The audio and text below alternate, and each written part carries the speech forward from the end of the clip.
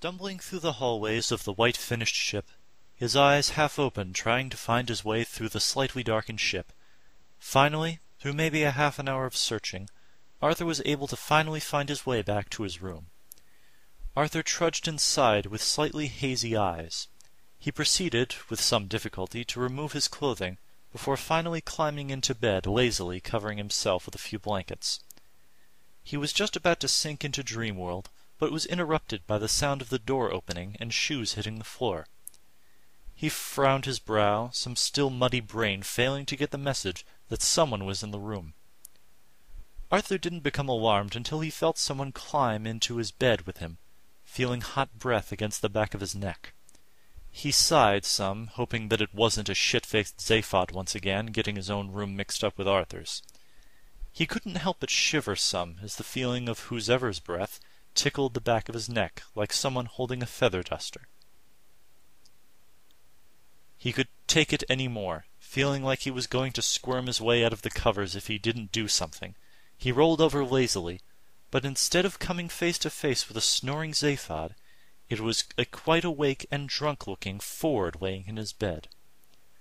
A smile pulled across the Beetlejuicean's face, as he simply lied there, staring right into the hazelnut eyes of the ape-descendant.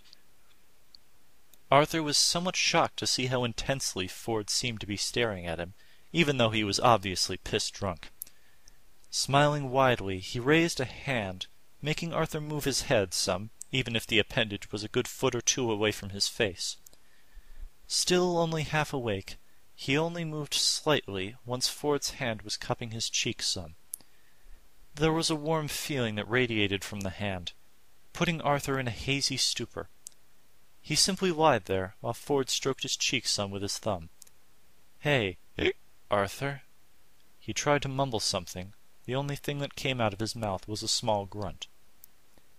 Ford laughed lightly before the smile, in which looked like it couldn't get any bigger, did just that. "Did I ever tell you that you have the most beautiful eyes I've seen on a human?" Somewhere in the back of Arthur's mind, he was thinking how cheesy that sounded, but at the moment the rest of him didn't really care. With the feeling like he was being wrapped in a space blanket and softly kissed as his cheek was stroked, he cracked a small smile. Was all he muttered, while his eyelids fluttered some. "That's one of the reasons I saved you from Earth. That and I always thought you looked so cute when you panic." He chuckled some to himself, making him laugh even more. Ford seems to scoot even closer, allowing the rest of his arm to rest on side, as he simply lay there and listened half-heartedly. As Arthur lied there, allowing Ford to confess what sounded like his secret crush on him, it only made his smile a little more.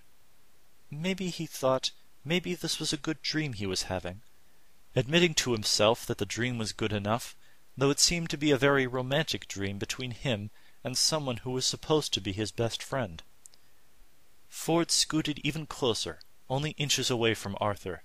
Wrapping both arms around him and kissing him atop the forehead, Arthur felt what seemed to be a wave of warm pleasure that flowed through him, soothing him to the point of allowing Ford to begin kissing his neck sensually. Even if he was drunk, he would have climbed out of his bed by now, and at least tried to get Ford back in bed, but this feeling was too enjoyable to end, so he just stayed there, feeling Ford's lips tickle his neck. The session went on for a while, Ford stroking Arthur's face and hair, whispering sweet nothings that he usually reserved for the female dates he brought home. Once in a while he switched it up, kissing Arthur along his neck, even being so bold as to deliver a peck on the lips once or twice. That wasn't till the alcohol started to wear off. Arthur still seemed to be in a dazed state, but was being pushed by another force entirely. He pulled away from Arthur for only a few seconds, stripping down to absolutely nothing before climbing back into bed. Pressed against Arthur, he went for a kiss, pressing his surprisingly soft lips against Arthur, and keeping it that way for a few seconds.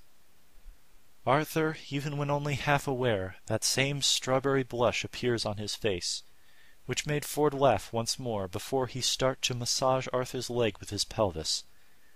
Little did Arthur know that Ford's acts of romance were not going to stop at just kissing. The look on his face showed him wanting more than just playful... Fuck this.